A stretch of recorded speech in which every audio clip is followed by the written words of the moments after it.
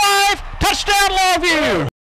The coaches we've talked to say that Marshall, they do have an outstanding center, an outstanding right guard, an outstanding left tackle that they do run behind, and they say they are legit players. So it's going to be interesting. Okay, your keys that you always give, the keys for the game for Longview tonight. I think the key for Longview tonight is that what you don't want to do is give Marshall some cheap touchdowns, and let them break long plays, score in a hurry.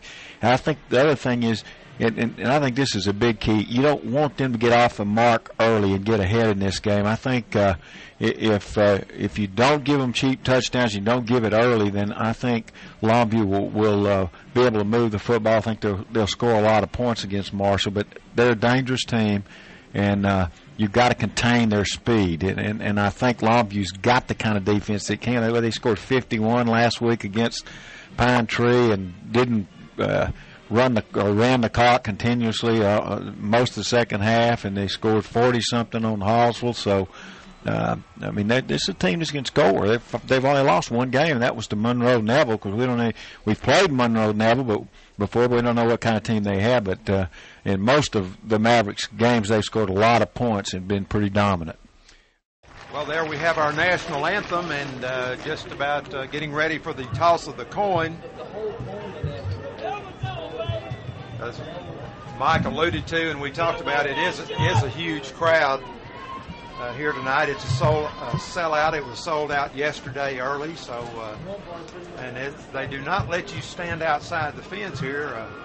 Tell them how many people you could have out there. But anyway, it is a big game. It's Longview and Marshall, and captains now will be going to meet Joining at the captains on the field middle of the field. Coin toss Both teams are going over. Topher Patty, age 7, and his younger brother, Noah Patty, age 4.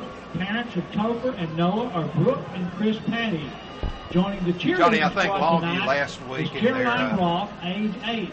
I thought they were able to Marcy and Brendan Roth, get off the mark as Noah far as their Caroline passing will sign game an goes. auction I thought winner they completed, at the recently held Marshall Kerry Foundation Fortson had a big night Marshall passing Hospital and Foundation would like to thank had two big MISD, touchdowns. Co-Care, Hopefully that will carry Dale over, Conway, and tonight. And Shaw for Longview their will, help and support. they can control the ball by running a lot of games, but you're going to have to be diversified. And when you get toward the end of the season, this is a big game here, and I think you're going to have to be able to do both to be able to move the ball and put points on the board. And then the passing game has gotten better as this season has progressed, as you would expect it to.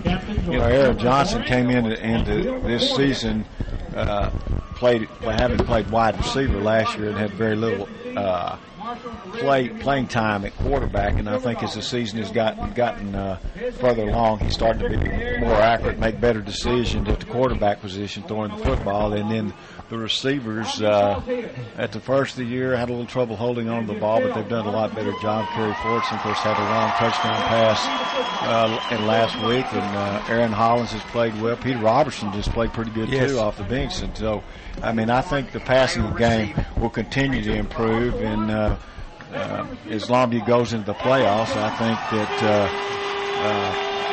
that could be one of their real assets. Well, I think you're exactly right. Now, Marshall did win the toss, and they will receive, and Longview will kick off to start the game tonight. Longview will be going right to left on your radio. Marshall just the opposite, left to right. Huge crowd here tonight in a huge game.